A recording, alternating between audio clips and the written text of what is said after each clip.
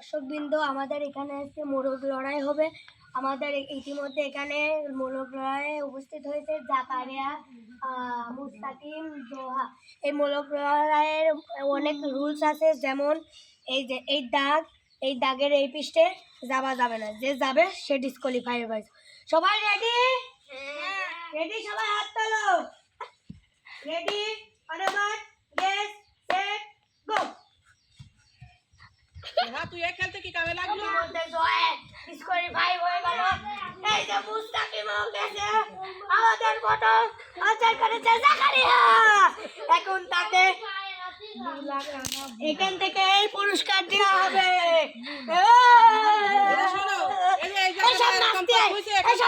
ভাঙি না এসব, এই ছাগলের বাচ্চা উঠে